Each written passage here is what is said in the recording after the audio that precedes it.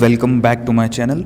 दोस्तों, जैसे कि आप थंबनेल पढ़ करके इस वीडियो का समझ ही गए होंगे कि आज की इस वीडियो में मैं आप लोगों को दो ऐसे पेनी स्टॉक्स के नाम बताने वाला हूं जिन्होंने पिछले कुछ क्वार्टर्स में अपने इन्वेस्टर्स को, अपने शेयर होल्डर्स को बहुत ज़्यादा अच्छे और मल्टी बैगर रिटर्न्स प्रोवाइड किए हैं। और ये वीडियो मैं आज इसलिए बना रहा हूँ क्योंकि मुझे उन दोनों स्टॉक्स में अभी भी इतना ज़्यादा पोटेंशियल लगता है कि वो आने वाले कुछ क्वार्टर्स में, जैसे कि 2022 के क्वार्टर्स में, आप उन स्टॉक्स को वॉच कर सकते हैं और अपने पोर्टफोलियो में ऐड करने का सोच सकते हैं, क्योंकि अभी भी वो स्टॉक्स बहुत अच्छे और बड़े मल्टी बैगर रिटर्न्स देने की क्षमता रखते हैं। तो चलिए बिना टाइम वेस्ट करे इस वीडियो को स्टार्ट करते हैं। लेकिन उससे पहले मैं आप लोगों को बताना चाहता हूँ कि मैं कोई फाइनेंशियल एडवाइज़र नहीं हूँ। मैं खुद के एनालिसिस के बेसिस पर ये स्टॉक्स बताता हूँ आपको। इन स्टॉक्स में इन्वेस्ट करने से पहले अपनी पूरी रिसर्च और एनालिसिस ज़रूर करें। Okay, so let's get started with this video. तो दोस्तों, उस स्टॉक के नाम जानने से पहले मैं आपको पहले उन स्टॉक्स की कुछ प्राइसेस और रेशियोज़ वगैरह बता देता हूँ ताकि आप लोगों को अच्छे से उस स्टॉक की लेवल का पता लग जाए। जैसे कि आप यहाँ पर देख सकते हैं, इस पहले स्टॉक की जो मार्केट कैपिटलाइजेशन है वो है 4.54 करोड़ की, मतलब कि ये एक मैक्रो कैप स्टॉक है। अगर ये माइक्रो कैप स्टॉक भी बन जाता है तो आपके पैसों को कई गुना कर सकता है और आपको मल्टी बैगर रिटर्न्स दे सकता है। तो इसका मतलब ये है कि इसमें काफ़ी ज़्यादा पोटेंशियल है। बात करें करंट प्राइस की तो वो है लगभग 4.54 रुपीज़ के करीब का, जो कि काफ़ी ज़्यादा कम है। बात करें बुक वैल्यू की तो वो है 18.3 की। जैसे कि आप देख सकते हैं कि करंट प्राइस अपने स्टॉक की बुक वैल्यू से काफ़ी ज़्यादा नीचे है। तो यही देखकर आप पता लगा सकते हैं कि अभी इस स्टॉक में काफ़ी ज़्यादा पोटेंशियल बाकी है। और बात करें हम इस स्टॉक के पीई के बारे में तो वो है लगभग 1.77 के करीब का। और अब सबसे मेन चीज़ जो कि आप यहाँ पर देख सकते हैं, इस स्टॉक की जो ROCE मतलब कि रिटर्न ऑन कैपिटल एम्प्लॉयड है वो लगभग 14.7% के करीब की है। बात करें रिटर्न ऑन अर्निंग्स की तो वो भी काफ़ी ज़्यादा अच्छी है, जैसे कि आप यहाँ पर देख सकते हैं 14.7 के करीब की, जो कि काफ़ी ज़्यादा बेहतरीन है। तो दोस्तों, अब बात कर लेते हैं इस स्टॉक की कुछ प्रोस और कॉन्स के बारे में। दोस्तों, जैसे कि आप यहाँ पर देख सकते हैं कि ये स्टॉक एकदम डेट फ्री स्टॉक है। और बात करें दूसरे प्रोस की तो जैसे कि आप यहाँ पर देख सकते हैं, ये स्टॉक अभी अपने बुक वैल्यू से 0.25 टाइम्स नीचे ट्रेड कर रहा है, मतलब कि काफ़ी ज़्यादा नीचे अपनी बुक वैल्यू से है ये। तो और बात करें कॉन्स की, जैसे कि आप यहाँ पर देख सकते हैं कि इस कंपनी ने पिछले 5 सालों में इतनी ज़्यादा अच्छी सेल्स ग्रोथ नहीं दिखाई है। बात करें प्रोमोटर होल्डिंग की तो वो ज़्यादा अच्छी नहीं है, सिर्फ 5.76% की है। तो आपको इससे घबराने की ज़रूरत नहीं है। जैसे जैसे आगे चल के ये स्टॉक अच्छा परफॉर्म करने लगेगा तो प्रोमोटर्स के लिए भी काफ़ी ज़्यादा अट्रैक्टिव स्टॉक बन जाएगा और इस स्टॉक में प्रोमोटर होल्डिंग बढ़ने के चांसेस और भी ज़्यादा बढ़ सकते हैं। और बात करें तीसरे कॉन्स की तो जैसे कि आप यहाँ पर देख सकते हैं, इस कंपनी ने पिछले 3 सालों में 3% के करीब का रिटर्न ऑन इक्विटी अपने होल्डर्स को प्रोवाइड किया है, शेयर होल्डर्स को, जो कि काफ़ी ज़्यादा अच्छा नहीं है। लेकिन फिर भी इस रिटर्न ऑन इक्विटी के भी आगे बढ़ने के चांसेस हैं बिल्कुल। दोस्तों, बात करें इस कंपनी के पिछले कुछ सालों के रिटर्न्स की तो इस कंपनी ने इतने कुछ खास रिटर्न्स अपने इन्वेस्टर्स को नहीं दिए हैं as compare to FD rates. ठीक है, FD रेट्स के मुकाबले में इस कंपनी ने इतने अच्छे रिटर्न्स नहीं दिए हैं, लेकिन पिछले 2-3 क्वार्टर्स में बहुत अच्छे रिटर्न्स इसने दिए हैं और आगे भी काफ़ी ज़्यादा चांसेस हैं अच्छे रिटर्न्स देने के। बात करें डिविडेंड रिटर्न्स की तो ये कंपनी अपने इन्वेस्टर्स को ज़्यादा डिविडेंड नहीं देती है। तो जैसे कि मैंने पिछली वीडियोज़ में अपने बताया है कि अगर कोई कंपनी अपने शेयर होल्डर्स को प्रॉफिट होने के बावजूद भी डिविडेंड नहीं दे रही है तो इसका मतलब ये हो सकता है कि वो कंपनी अपने प्रॉफिट्स को वापस अपने बिजनेस में ही री इन्वेस्ट कर रही हो। बात करें एंट्री पॉइंट की तो टिकर टेप का कहना है कि ये स्टॉक अभी ओवरबॉट जोन में नहीं है, आप इसमें अभी एंट्री लेने का कंसीडर कर सकते हैं और इस कंपनी में कोई भी रेड फ्लैग भी अवेलेबल नहीं है। तो दोस्तों, बात कर लेते हैं इस कंपनी के रेवेन्यूज़ और प्रॉफिट्स के बारे में, जो कि सबसे ज़्यादा ज़रूरी चीज़ है। तो दोस्तों, जैसे कि आप यहाँ पर देख सकते हैं कि इस कंपनी का जो रेवेन्यूज़ थे 2018 में वो सिर्फ और सिर्फ 19 लाख के करीब के थे।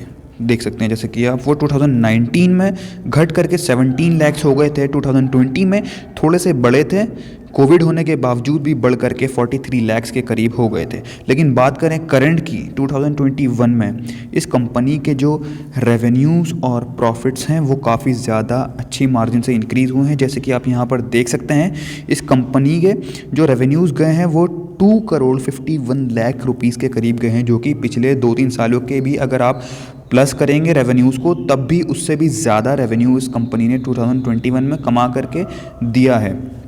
तो दोस्तों अब बात कर लेते हैं कि इस स्टॉक का नाम क्या है आखिर। जैसे कि आप यहाँ पर देख सकते हैं इस स्टॉक का नाम है सिद्धा वेंचर्स लिमिटेड। दोस्तों इस कंपनी का नाम है सिद्धा वेंचर्स लिमिटेड और ये फाइनेंस के बिजनेस में है अपने इन्वेस्टर्स को। जैसे कि आप यहाँ पर देख सकते हैं ये फाइनेंशियल सर्विसेज प्रोवाइड करता है अपने कस्टमर्स को except for insurance and pension funding, मतलब कि ये इंश्योरेंस और पेंशन वगैरह की फंडिंग प्रोवाइड नहीं करता है। इसके अलावा सारी फाइनेंशियल एक्टिविटीज़ और सर्विसेज ये अपने कस्टमर्स को प्रोवाइड करता है। तो ये स्टॉक का नाम है सिद्धा वेंचर्स लिमिटेड। अब बात कर लेते हैं हम दूसरे स्टॉक के बारे में। तो दोस्तों तुरंत ही बात कर लेते हैं दूसरे स्टॉक से कुछ मार्केट कैप्स और कुछ रेशियोज़ के बारे में। जैसे कि आप यहाँ पर देख सकते हैं इस कंपनी की जो मार्केट कैप है ये पिछले स्टॉक की मार्केट कैप से ज़्यादा है, मतलब कि ये एक माइक्रो कैप स्टॉक है। इसकी मार्केट कैपिटलाइजेशन 44.7 करोड़ रुपीज़ के करीब की है। करंट प्राइस 16.3 के करीब का है। बात करें बुक वैल्यू की तो वो लगभग 9.85 रुपीज़ के करीब की है। तो इसका जो करंट प्राइस है आप देख सकते हैं कि बुक वैल्यू से थोड़ा सा ऊपर जा चुका है, लेकिन अगर थोड़ा और ऊपर जाने के चांसेस इसके हो जाते हैं तो कंपनी आगे चलकर स्टॉक स्प्लिट अनाउंस कर सकती है। तो इसका एक ये फ़ायदा भी है। बात करें स्टॉक पीई के बारे में तो वो लगभग 12.1 के करीब का है। बात करें आरओसीई मतलब कि रिटर्न ऑन कैपिटल एम्प्लॉयड के बारे में तो वो ठीक ठाक ही है, जो कि 3.61% के करीब का है। बात करें रिटर्न ऑन अर्निंग्स के बारे में तो वो पिछले स्टॉक्स से भी कहीं ज़्यादा ऊपर है, जो कि 23.6% के करीब की है। ओके सो दोस्तों अब तुरंत ही बात कर लेते हैं इस कंपनी के कुछ प्रोस और कॉन्स के बारे में। तो दोस्तों जैसे कि आप यहाँ पर देख सकते हैं कि इस कंपनी ने अपना डेट कर्जा कम किया है, रिड्यूस किया है और एकदम डेट फ्री कंपनी हो चुकी है ऑलमोस्ट। और इस कंपनी से लोग एनालिस्ट एक्सपेक्ट कर रहे हैं कि आने वाले क्वार्टर्स में ये अच्छा परफॉर्म कर सकती है। बात करें कुछ कॉन्स की तो ये कंपनी प्रॉफिट्स होने के बावजूद भी अपने शेयर होल्डर्स को डिविडेंड डिक्लेयर नहीं कर रही है। तो जैसे कि मैंने आपको बताया हो सकता है ये कंपनी अपने प्रॉफिट्स को कंपनी में ही दोबारा री इन्वेस्ट कर रही हो। बात करें पिछले 5 साल की सेल्स ग्रोथ के बारे में तो इतनी कुछ खास अट्रैक्टिव नहीं रही है, सिर्फ और सिर्फ 1% के करीब से बढ़ी है।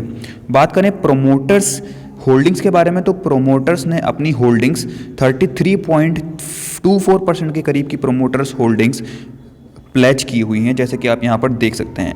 लेकिन जैसे जैसे अगर ये कंपनी आगे चलकर फ्यूचर में अच्छा परफॉर्म करने लगती है और अपने इन्वेस्टर्स को अपने प्रोमोटर्स को अच्छी रिटर्न देने लगती है तो ये प्रोमोटर होल्डिंग्स भी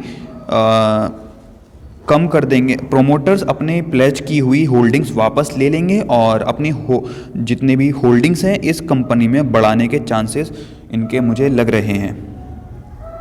तो दोस्तों अब कुछ और फिगर्स के बारे में हम बात कर लेते हैं इस स्टॉक के। जैसे कि इंट्रिंसिक वैल्यू देख सकते हैं आप यहाँ पर इनसफिशिएंट डेटा है।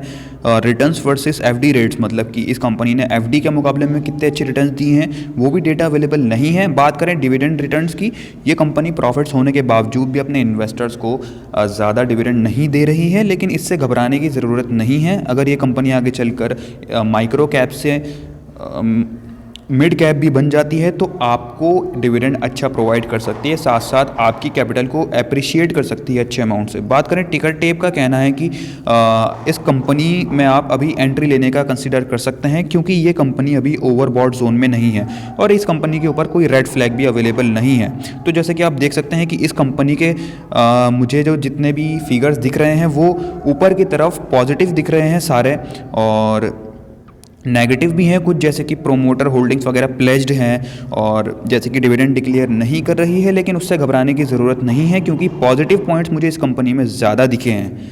तो अब बात कर लेते हैं सबसे इम्पॉर्टेंट चीज़ के बारे में, जो कि है इस कंपनी के रेवेन्यूज़ और इस कंपनी के प्रॉफिट्स। तो दोस्तों जैसे कि आप यहाँ पर देख सकते हैं कि इस कंपनी ने 2018 में तकरीबन 119 करोड़ रुपीस का रेवेन्यू जनरेट किया था। 2019 में ये बढ़ करके 150 करोड़ रुपीस के करीब हो गया था। 2020 में थोड़ा सा घट करके 117 करोड़ रुपीस के करीब हो गया था, लेकिन इससे घबराने की ज़रूरत नहीं है क्योंकि 2020 में कोविड-19 आ चुका था और इस स्टॉक के साथ साथ और भी कई ब्लू चिप स्टॉक्स के रेवेन्यूज़ और प्रॉफिट्स पर भी असर पड़ा था। जैसे कि आप देख सकते हैं कि 2021 में भी किसी वजह से इसका रेवेन्यू घटा था, लेकिन अगर आप एक चीज़ गौर करें, 2020 में जो उसके प्रॉफिट्स थे वो 24 करोड़ रुपीस के करीब के थे और 2021 में जो उसके प्रॉफिट्स हैं वो बढ़ करके 37 करोड़ रुपीस के करीब हो चुके हैं। मतलब कि इस कंपनी ने 2021 में 2020 के मुकाबले अपने प्रॉफिट मार्जिन्स इंक्रीज़ किए हैं। तो दोस्तों अब बात कर लेते हैं इस कंपनी के स्टॉक के नेम के बारे में।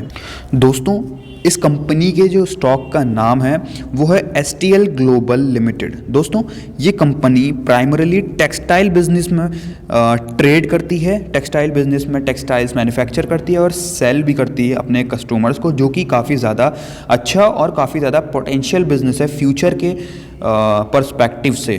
तो आप इन दोनों स्टॉक में ही इन्वेस्ट करने का सोच सकते हैं और आने वाले टाइम में 2022 में इन स्टॉक्स को अपने पोर्टफोलियो में ऐड करके मल्टी बैगर रिटर्न्स हासिल कर सकते हैं, क्योंकि इन दोनों स्टॉक्स में ही काफ़ी ज़्यादा पोटेंशियल बाकी है। अगर ये दोनों स्टॉक्स माइक्रो कैप से मिड कैप भी हो जाते हैं तो आपके पैसों को कई गुना, मतलब कि 100 गुना से भी ज़्यादा कर सकते हैं। तो दोस्तों अगर ये वीडियो अच्छी लगी हो तो आप कमेंट करके बता सकते हैं और चैनल को सब्सक्राइब कर सकते हैं आने वाली वीडियोज़ के अपडेट रहने के लिए। तो मिलते हैं नेक्स्ट वीडियो में, तब तक के लिए धन्यवाद।